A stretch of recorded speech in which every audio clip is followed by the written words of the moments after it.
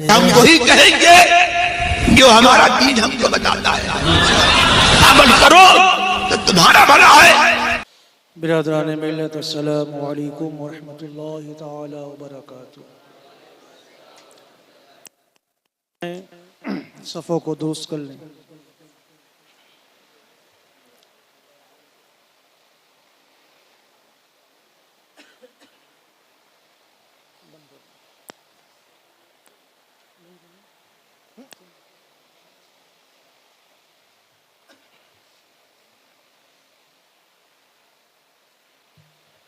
الحمدللہ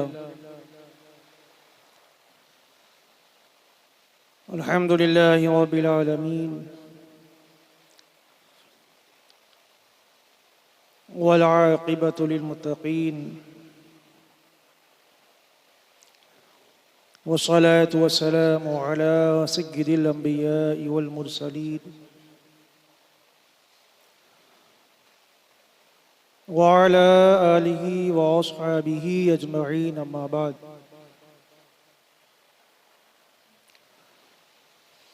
فاعوذ باللہ من الشیطان الرجیم.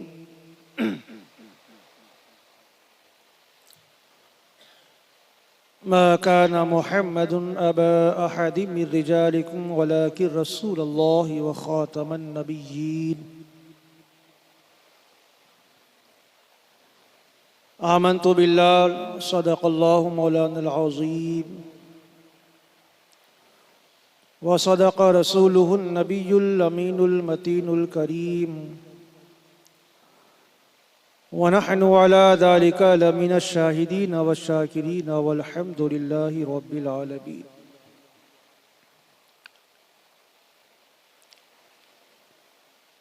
آئیے انتہائی خلوص و محبت اور عقیدت و احترام کے ساتھ آقا نامدار، مدینے کے تاجدار، محبوب رب غفار، شفیع روز شمار،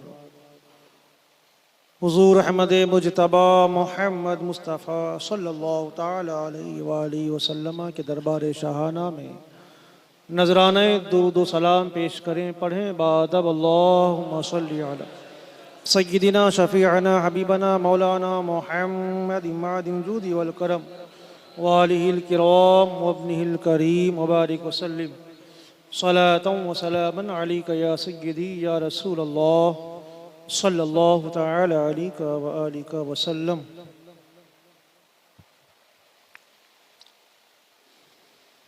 مصطفیٰ جان رحمت پہ لاکھوں سلام، شمع بزم ہدایت پہ لاکھوں سلام، میرے چرخ نبوت پہ روشن درود، گلے باغ رسالت پہ لاکھوں سلام. رب اعلیٰ کی نعمت پہ اعلیٰ درود، حق تعالیٰ کی منت پہ لاکھوں سلام. فتح باب نبوت پہ بے حد درود، ختم دور رسالت پہ لاکھوں سلام. برادران ملت، اللہ تبارک و تعالی نے انسانوں کی ہدایت کے لیے، انسانوں کی رہبری اور رہنمائی کے لیے وحدانیت کا پرچار کرنے کے لیے دنیا میں انبیاء کرام اور رسولان عظام کو بھیجا. دنیا میں سب سے پہلے حضرت آدم علیہ السلام تشریف لائے. اس کے بعد وقتاً فوقتاً جس طرح ضرورت پڑی، اس اعتبار سے اللہ تبارک و تعالی نے نبیوں کو، رسولوں کو دنیا میں بھیجا. کوئی نبی دنیا میں آتا تو وہ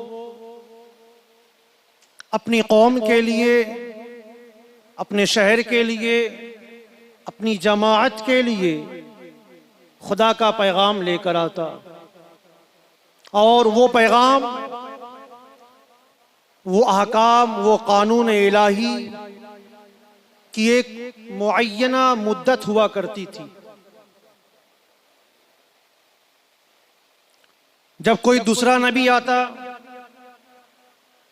تو اللہ تبارک و تعالی ان کی قوم کے لیے الگ سے قانون کو نافذ فرماتا، احکام کو بھیجتا، اصول و ضوابط کے ساتھ بھیجتا۔ وہ انبیاء کرام اپنے حلقے میں، اپنے لوگوں میں ہی دین کی تبلیغ کا کام کیا کرتے تھے۔ پھر جب وہ دنیا سے چلے جاتے تو ان کی لائی ہوئی شریعت بھی ختم ہو جاتی۔ اب وہ احکام جو پہلے کے نبیوں کے تھے، بعد کے آنے والی قوموں پر وہ احکام بعینہ ہی وہ احکام نافذ نہیں ہوتے، بلکہ پھر کوئی نبی آ جاتا تو اللہ تبارک و تعالیٰ پھر دوسرے قوانین کو نافذ فرما دیتا۔ ایک معین مدت تک کے لیے انبیاء کرام کا دنیا میں نزول اجلال ہوا کرتا، اور اسی اعتبار سے دنیاوی ضرورتوں کے مطابق قانون الہی کو بھیجا جاتا۔ حضرت عیسیٰ علیہ السلام تک یہی مسئلہ رہا۔ ہر نبی کے بعد اللہ تبارک و تعالیٰ دوسرے کسی نبی کو بھیج دیتا، کسی رسول کو بھیج دیتا، وہ خدا کی وحدانیت کا پرچار کرتا، اپنی نبوت و رسالت کے بارے میں لوگوں کو بتاتا، لیکن جب چلا جاتا وہ قانون ختم ہو جاتے۔ سب سے آخری نبی پیغمبر مصطفیٰ صلی اللہ تعالی علیہ وسلم جب دنیا میں تشریف لے کر آئے اور آپ نے اپنی نبوت کا اعلان کیا، تو آپ سے پہلے عیسیٰ علیہ السلام کی جو شریعت تھی، جو قانون تھا، جو احکام خداوندی تھا، اسلام کے اعلان کے بعد، نبوت کے اعلان کے بعد عیسیٰ علیہ السلام کے وہ قانون ختم کر دیے، وہ شریعت ختم کر دی گئی، وہ احکام، وہ اصول، وہ ضوابط، وہ کانسیپٹ اللہ تبارک و تعالیٰ نے ختم کر دیے۔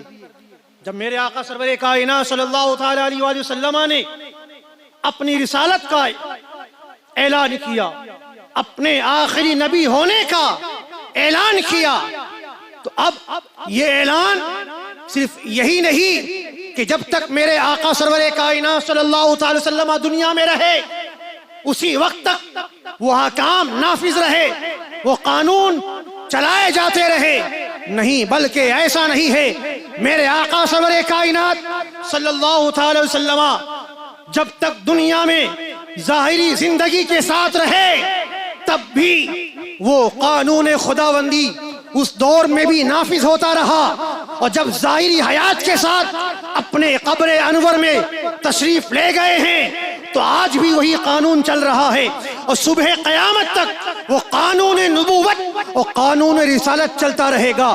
اس میں کوئی تبدیلی نہ ہوگی، اس قانون میں کوئی ترمیم نہ ہوگا۔ جو قانون میرے مصطفیٰ لے کر آئے، جو احکام میرے آقا لے کر آئے، وہ احکام، وہ قانون قیامت تک چلتا رہے۔ وجہ کیا ہے کہ ہر نبی آئے، چلے گئے، قانون بدل گیا، کوئی رسول آیا، چلا گیا تو احکام ختم کر دیے گئے، شریعت ختم کر دی گئی ان کے جانے کے بعد۔ لیکن وجہ کیا ہے کہ میرے آقا سرور کائنات صلی اللہ تعالی وسلم کو جب اللہ تبارک و تعالیٰ نے بھیجا، احکام خداوندی کے ساتھ بھیجا، شریعت اسلامیہ کے ساتھ بھیجا، لیکن آقا ظاہری زندگی کے ساتھ دنیا سے تشریف لے جا چکے ہیں، لیکن قرآن جو آج سے 1400 سال پہلے اترا تھا وہی قرآن آج بھی ہے۔ جو قانون میرے آقا لے کر آئے تھے آج بھی وہی قانون ہے، جو شریعت میرے آقا لے کر آئے تھے وہ شریعت آج بھی ہے۔ بات کیا ہے، وجہ کیا ہے کہ اور نبی 100 سال، 150 سال، 50 سال کے بعد ان کی شریعت ختم کر دی گئی، لیکن میرے آقا کی شریعت آج 1400 1400 سال کے سے زیادہ کا عرصہ ہو چکا ہے لیکن بدلا نہیں گیا، ترمیم نہیں کی گئی۔ بات کیا ہے؟ بات یہ ہے کہ جب تک نبیوں کی نبوت تھی تب تک اللہ تبارک و تعالیٰ نے ان کی شریعت کو قائم رکھا۔ جب وہ دنیا سے چلے گئے تو ان کی شریعت بدل گئی، لیکن میرے آقا آئے ہیں ایک معین مدت تک کے لیے نہیں بلکہ قیامت تک کے لیے نبی بنا کر آئے۔ جب تک وہ زندہ رہے، نبوت کے منصب پر فائز رہے، دنیا میں ان کے احکام نافذ ہوتے رہے۔ آج اپنی اپنی قبر انور میں ہیں، لیکن آج اگر کسی کی شریعت ہے تو میرے آقا کی شریعت ہے۔ آج اگر کوئی قانون ہے تو میرے آقا کا قانون ہے۔ کیوں؟ کیونکہ میرے آقا کل بھی زندہ تھے، آج بھی زندہ ہیں اور صبح قیامت تک زندہ رہیں۔ یہی قرآن میں لکھا ہوا ہے۔ قرآن میں اللہ تبارک و تعالیٰ نے ارشاد فرمایا ما کان محمد ابا احد من رجالکم، اے لوگو یہ محمد صلی اللہ علیہ وسلم ہیں، یہ تمہارے مردوں میں سے کسی کے باپ نہیں ہیں۔ یہ آیت کریمہ کو اللہ تبارک و تعالیٰ نے کیوں نازل فرمایا، کیوں اس کو اتارا؟ بات یہ ہے کہ آقا کریم صلی اللہ تعالی وسلم نے نبوت کے اعلان کرنے سے پہلے، اسلام کا پرچار کرنے سے پہلے آقا نے زید ابن حارثہ رضی اللہ تعالی عنہ کو اپنا منہ بولا بیٹا بنا لیا۔ بیٹے کی طرح پرورش کرتے، تربیت کرتے، دیکھ بھال کرتے، منہ بولا بیٹا آقا نے بنایا تھا۔ اور دور جاہلیت میں یہ تصور تھا، یہ کانسیپٹ تھا کہ منہ بولا بیٹے کا حکم وہی ہوتا ہے جو حقیقی بیٹے کا ہوتا ہے۔ یعنی اگر وراثت تقسیم ہوگی، پراپرٹی تقسیم ہوگی، تو جس طرح حقیقی بیٹے کو وراثت میں حصہ ملتا ہے، اسی اعتبار سے منہ بولے بیٹے کو بھی وراثت میں حصہ ملتا ہے۔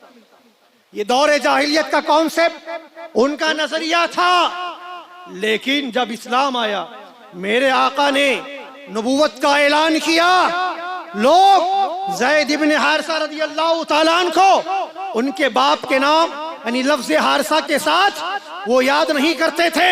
اگر کبھی زید کو حضرت زید رضی اللہ تعالیٰ عنہ کو پکارنا ہوتا تو کہتے اے زید ابن محمد ادھر آؤ۔ نبی کے نام کے ساتھ لوگ زید کو پکارا کرتے تھے، کیونکہ لوگ سمجھتے تھے کہ جو منہ بولا بیٹا ہوتا ہے وہ حقیقی بیٹے کی طرح ہوتا ہے۔ لیکن اسلام نے جس طرح اور غلط نظریوں کو کاٹا ہے، جس طرح اور دوسرے خرافاتوں کو ختم کیا ہے، دوسرے کانسیپٹ کو ختم کیا، اسی اعتبار سے اسلام نے یہ منہ بولا بیٹے کے کانسیپٹ کو ختم کیا کہ اے لوگو تمہارا کہنا ہے کہ منہ بولا بیٹا جس طرح حقیقی بیٹا ہوا کرتا ہے اسی طرح اس کا بھی مسئلہ ہے۔ نہیں، بلکہ منہ بولا بیٹے کا حکم الگ ہے، حقیقی بیٹے کا حکم الگ ہے، کیونکہ حقیقی بیٹا جب اپنی ماں کے سامنے جائے گا تو پردے کا حکم نہیں ہے۔ اب باپ مر جائے گا تو حقیقی بیٹا مال میں سے حصہ پائے گا، ترکے میں سے حصہ پائے گا، لیکن جب منہ بولا بیٹا منہ بولی ماں کے سامنے جائے گا تو اب اسے پردہ کرنا ہوگا۔ جب باپ مر جائے گا، جس کو اس نے منہ بولا بیٹا اور اس نے اس کو منہ بولا باپ بنایا تھا، وہ منہ بولا باپ جب مر جائے گا تو اس کے مرنے کے بعد اس کے مال میں سے کوئی حصہ نہیں ملنے والا، کوئی ترکہ نہیں ملنے والا، کیونکہ حقیقی بیٹے کے حکم کی طرح منہ بولا بیٹے کا حکم نہیں ہے۔ اسلام نے کہا ہے ما کان محمد ابا احد من رجالکم، اے لوگو جس طرح تم نے یہ کانسیپٹ پیدا کر لیا ہے، یہ نظریہ پیدا کر لیا ہے کہ منہ بولا بیٹا حقیقی بیٹے کی طرح ہوا کرتا ہے، اسلام میں اس کا کوئی کانسیپٹ نہیں ہے، کوئی نظریہ نہیں ہے، بلکہ منہ بولا بیٹے کا حکم الگ ہے، حقیقی بیٹے کا حکم ہے۔ قرآن کہتا ہے میرے محبوب محمد مصطفیٰ صلی اللہ علیہ وسلم تمہارے مردوں میں سے کسی کے باپ نہیں ہے۔ اللہ نے اپنے حبیب کو 3 بیٹے عطا فرمائے تھے، حضرت قاسم، حضرت عبداللہ، حضرت ابراہیم۔ یہ تینوں بیٹے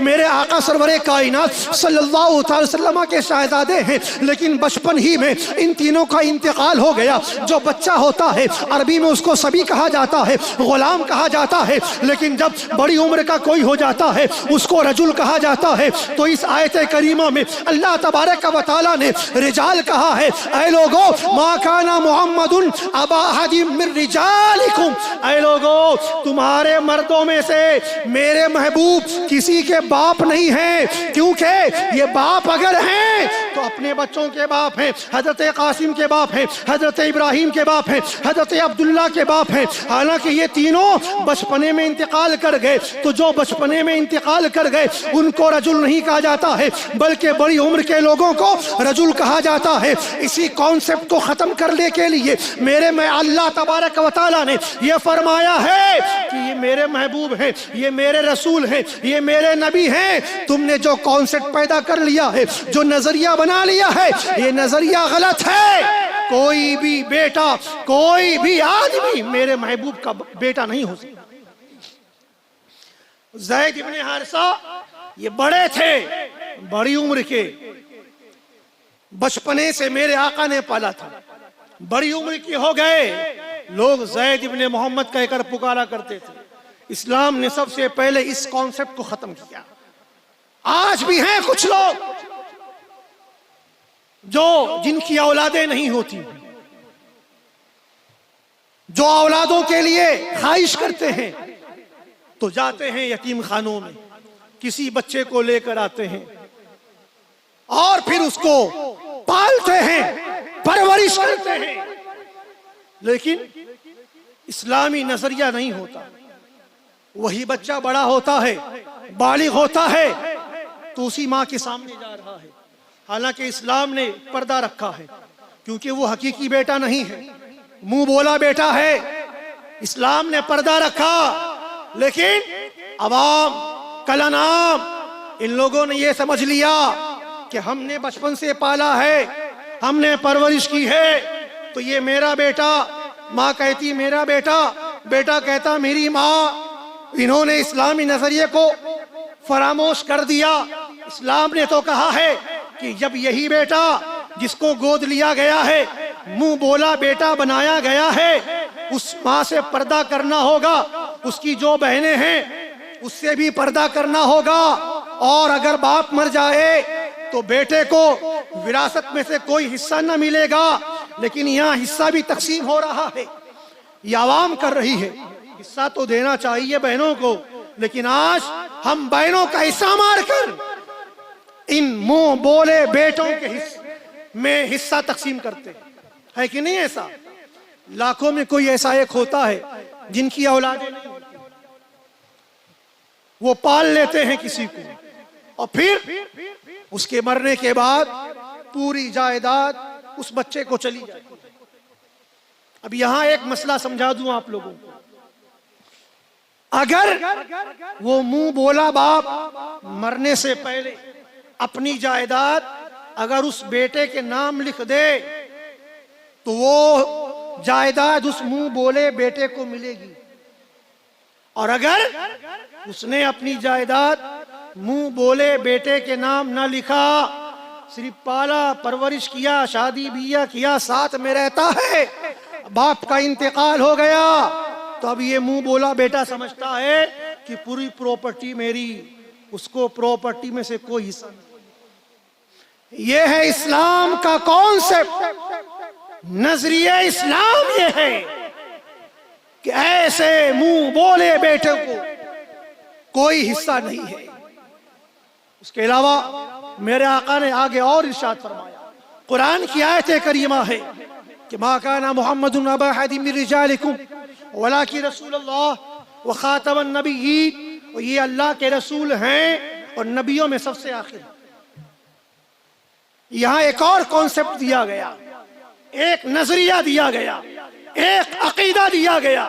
قرآن کہتا ہے یہ تو اللہ کے رسول ہیں، یہ عام انسانوں کی طرح نہیں ہیں، بلکہ اللہ کے محبوب رسول ہیں، اور ایسے ویسے رسول نہیں کہ اور نبی آئے اور رسول آئے اور چلے گئے، شریعت بھی ختم ہو گئی، قانون بھی ختم ہو گیا، میرے پروردگار نے جب اپنے محبوب کو دنیا میں بھیجا تو قرآن کہتا ہے خاتم النبیین، اپنے محبوب کو خاتم النبیین بنا کر تاج نبوت سر پہ سجا کے بھیجا، ختم نبوت کا تاج پہنا کر بھیجا۔ یہ عقیدہ عام عقیدوں کی طرح نہیں ہے، بلکہ اس عقیدے کی اہمیت اس سے معلوم ہوتی ہے کہ جس طرح لا الہ الا اللہ یہ کلمہ توحید کی نشانی ہے، بغیر لا الہ الا اللہ پڑھے کوئی کافر مسلمان نہیں ہو سکتا، اسی طریقے سے محمد الرسول اللہ صلی اللہ علیہ وسلم یہ ایسا کلمہ جزو ہے، جزو کلمہ ہے کہ کوئی کافر بغیر اس کلمہ کو پڑھے مسلمان نہیں ہو سکتا۔ جس طرح اللہ کے ایک ہونے پر ایک مسلمان کو عقیدہ رکھنا ضروری ہے، اللہ کے وحدانیت پر مسلمانوں کو عقیدہ رکھنا ضروری ہے، ایک خدا کی عبادت یہ کرنا ضروری ہے، ایک خدا کے علاوہ اگر کسی اور کو کسی مسلمان نے کوئی معبود بنا لیا تو وہ مرتد ہو جائے گا، وہ کافر ہو جائے گا، دائرہ اسلام سے نکل جائے گا۔ اسی طریقے سے اگر آخری پیغمبر محمد رسول اللہ صلی اللہ علیہ وسلم کو کے علاوہ کسی اور کو اس نے اور نبی ہونے کا گمان کیا، کسی اور کو نبی ہونا یہ قبول کر لیا، تو جان لو جس طرح ایک خدا کے علاوہ کوئی دوسرا خدا مان لے وہ کافر ہو جاتا ہے، اسی اعتبار سے آخری نبی کے علاوہ کوئی اور نبی ہونے کا گمان بھی کر لے، قرآن کہتا ہے وہ کافر ہو جائے گا، وہ کافر ہو جائے گا۔ لیکن آج دنیا میں ختم نبوت پر جو حملے کیے جا رہے ہیں، جو اعتراضات کیے جا رہے ہیں، یہ اعتراض کہاں سے اٹھا جانتے ہیں؟ آپ کے ساتھ وہ اٹھنے بیٹھنے والے لوگ ہیں، رشتہ داریاں کرنے والے لوگ ہیں، نماز پڑھنے والے لوگ ہیں، روزہ رکھنے والے لوگ ہیں، لمبی لمبی داڑیاں، اٹنگے پیجامے، کالے کالے دھبے اپنے اپنے پیشانیوں پر بنانے والے لوگ ہیں۔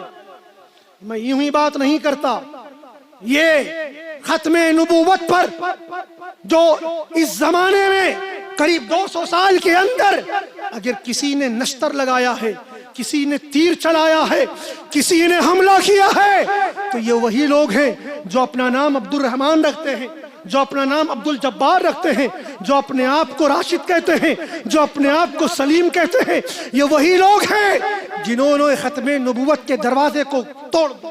معاذ اللہ رب العالمین۔ 1869 کی تاریخ اٹھا کر پڑھیں آپ، جب انگلینڈ سے پادریوں کی ایک جماعت ہندوستان میں آئی تھی 1869 میں، وہ پادریوں کی جماعت جو عیسائیوں کے مبلغ تھے، وہ ایک جماعت ہندوستان بھیجا گیا جب یہاں انگریزوں کی حکومت تھی۔ 1869 اس سے قبل 1857 کا انقلاب بھی ہو چکا تھا۔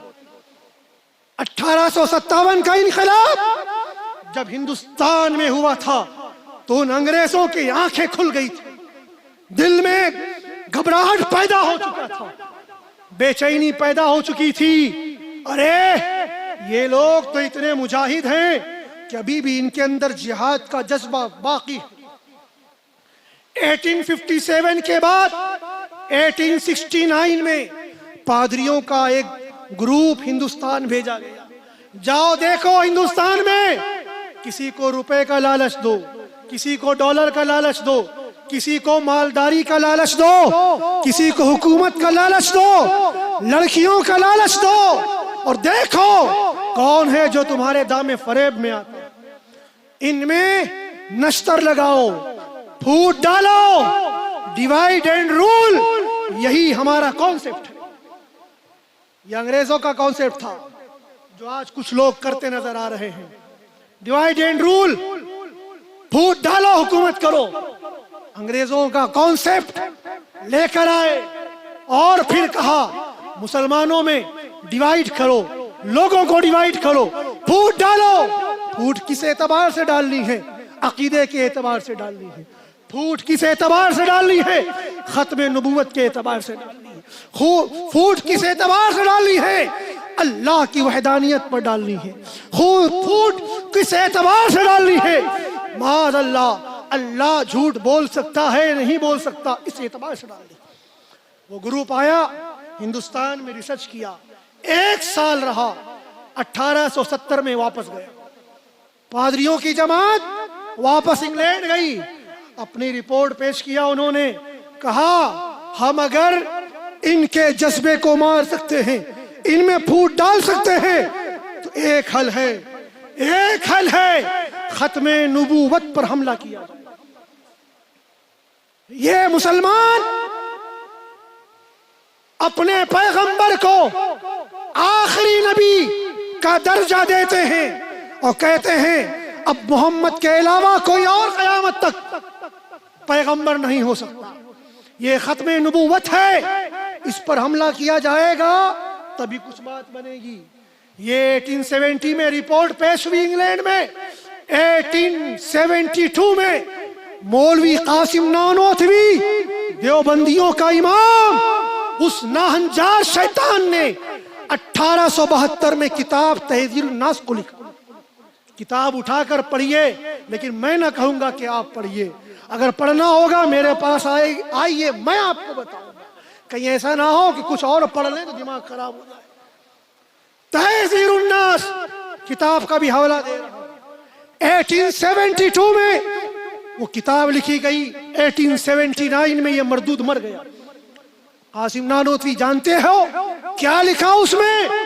उसमें लिखा अवाम का जहन ये है कि मोहम्मद सल्लल्लाहु अलैहि वसल्लम आखिरी पैगंबर हैं, लेकिन अहले फहम पर रोशन, यानी इनके इल्म वालों पर, आलिमों पर, अहले फहम पर रोशन है कि तक़द्दुम ज़मानी हो या ताख़ुर ज़मानी कोई फजीलत नहीं रखती।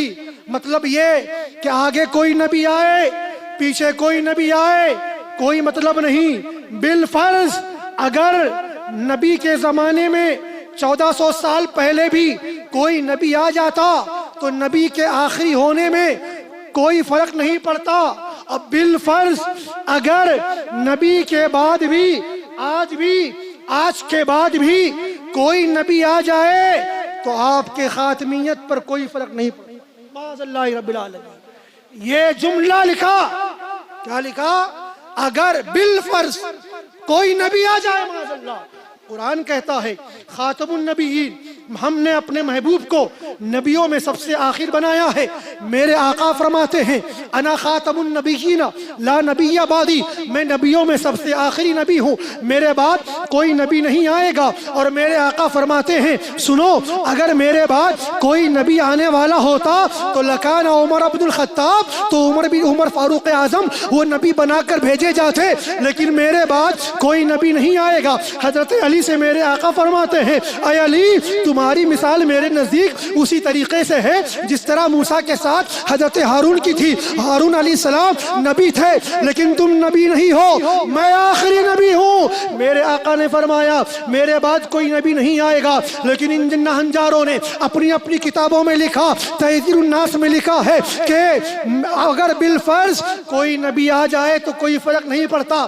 तो ये तो वैसे ही हुआ कि कोई कहे कि अगर बिलफर्ज ज़ैद की आंख फूट जाए तो उसकी बीनाई में कोई फर्क नहीं पड़ेगा, कोई फर्क नहीं पड़ेगा। ज़ैद की आंख फूट जाएगी तो क्या उसके बीनाई में फर्क पड़ेगा कि नहीं पड़ेगा? कोई कहे बिलफर्ज ज़ैद की टांग टूट जाए तो उसके चलने में दुश्वारी नहीं होगी, ऐसा है नहीं ना? टांग टूटेगी, चलने में दुश्वारी है ना? तो अगर कोई कहे बिलफर्ज इन देवबंदी वहाबियों को चौराहे पर खड़ा करके जूता लगाना शुरू कर दो, इनकी इज्जत में फर्क नहीं आएगा, तो क्या ऐसा है? इज्जत में फर्क नहीं आएगा? आएगा ना। जब तुम्हारे बारे में अगर ये कह दे कि तुम्हें सरेआम जूता लगाया जाए, तुम्हारी इज्जत में कोई फर्क नहीं पड़ेगा, तुम्हें मिर्ची लग जाती है, तुम्हारे तन बदन में आग लग जाती है।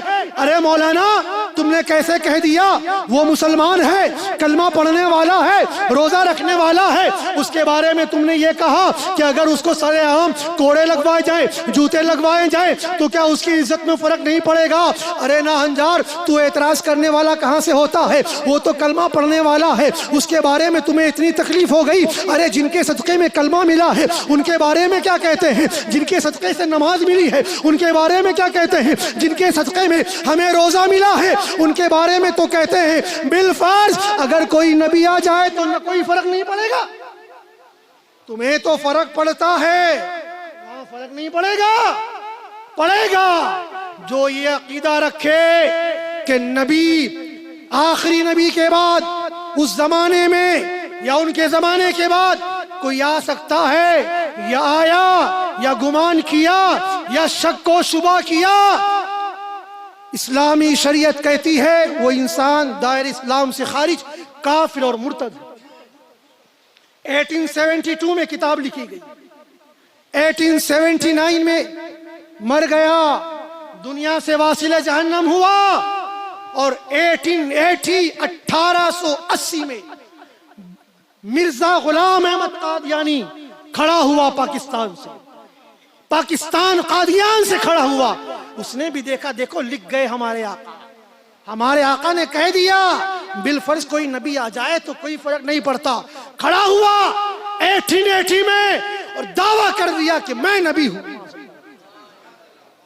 تم نے دروازہ کھولا نا پہلے، تبھی تو گھر کے اندر یہ مردود گھسا، ورنہ اگر تم نے دروازہ نہ کھولا ہوتا تو غلام احمد قادیانی کی ہمت نہ ہوتی۔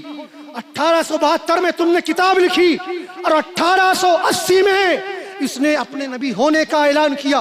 1880 میں براہین احمدیہ کی پہلی جلد چھپی، 1881 میں دوسری جلد چھپی ہے، 1882 میں تیسری جلد، 1883 میں چوتھی جلد۔ 4 سالوں میں 4 کتاب مرزا غلام احمد قادیانی نے لکھا، اور اس میں کیا لکھا ہے؟ صرف نبی ہونے کا دعویٰ نہ کیا بلکہ کہتا ہے میرے خواب میں خدا آیا اور وہ خدا میری شکل میں تھا، معاذ اللہ۔ پھر اس نے خدا ہونے کا بھی اعلان کر دیا، پہلا محدث ہونے کا اعلان کیا، پھر اس نے مجدد ہونے کا اعلان کیا، پھر اس نے اپنے آپ کو مہدی ہونے کا اعلان کیا، پھر اپنے آپ کو نبی ہونے کا اعلان کیا، اور آخر میں خدا ہونے کا اعلان کر دیا۔ یہی مرزا غلام احمد قادیانی مردود ہے۔ جب اس نے یہ کتاب لکھی تو جانتے ہو آپ اس کتاب کو پڑھو گے تو کہو گے اچھی کتاب ہے، نہیں کہو گے نا؟ ارے غیر مقلدوں کا مولوی حسین بٹالوی نے اپنی کتاب اشاعت السنہ میں لکھا ہے، اس کی تعریف کی ہے۔ تعریف کیا کرتا ہے جانتے ہو؟ یہ کتاب عالم اسلام میں بے نظیر کتاب ہے، معاذ اللہ۔ جس کتاب میں یہ خرافات لکھے ہوں، اور پھر اس کتاب کی تعریف کون کر رہا ہے؟ غیر مقلد کا مولوی حسین بٹالوی کہتا ہے اپنی کتاب اشاعت السنہ میں، کہتا ہے کہ یہ عالم اسلام کے لیے بے نظیر کتاب، معاذ اللہ۔ یہ سب ایک ہی تھالی کے چٹے بٹے ہیں جو میں تاریخ بتا رہا ہوں آپ کو۔ صرف یہی نہیں، 1884 میں غیر مقلد کا امام مولوی نذیر حسین دہلوی نے اس کا نکاح بھی پڑھا تھا۔ مولوی نذیر حسین دہلوی، اس نے غلام احمد قادیانی کا 1884 میں نکاح بھی پڑھا۔ جو آدمی کافر ہو چکا، جو آدمی مرتد ہو چکا، اپنے آپ کو نبی ہونے کا دعویٰ کرتا ہے، اس مردود خبیث کا نکاح کون پڑھ رہا ہے؟ یہی لوگ ہیں جنہوں نے ختم نبوت پر سب سے پہلے حملہ کیا۔ اور میرے آقا نے آج سے نہیں، قریب اپنے زمانے میں 1400 سال پہلے یہ اعلان کر دیا تھا، انہم سیکون فی امتی کذابون ثلاثون کلہم یزعم انہ نبی انا خاتم النبیین لا نبی بعدی۔ میرے آقا ارشاد فرماتے ہیں اے میرے صحابہ سنو، آنے والے زمانے میں میری امت میں 30 کذاب ہوں گے جو یہ گمان کرتے ہوں گے کہ یزعم انہم نبی، کہ وہ لوگ نبی ہیں۔ سنو، میں آخری نبی ہوں، میرے بعد کوئی نبی نہیں ہے۔ یہی ہمیں اور آپ کو عقیدہ رکھنا ہے کہ ختم نبوت کا تاج اگر کسی کے سر پر ہے تو میرے آقا کے سر۔ اگر کوئی آخری پیغمبر ہیں تو میرے مصطفیٰ کی ذات ہے۔ یہی ہر آدمی کو یہی عقیدہ رکھنا ہوگا، جس طرح اللہ کو ایک ماننا ضروری ہے اسی طرح آقا کو آخری نبی ماننا یہ بھی ضروری ہے۔ بات اور بتانی تھی لیکن وقت ختم ہو گیا، انشاءاللہ پھر کبھی موقع ملے گا تو باتیں اور بتائی جائیں گی۔ خوب کی سری چمن پھول چنی شاد رہے، باغ باغ جاتا ہوں میں، گلشن تیرا آباد رہے، وما علینا الا البلاغ۔ السلام علیکم ورحمۃ اللہ تعالی وبرکاتہ۔ استغفر اللہ ربی من کل ذنب واتوب الیہ۔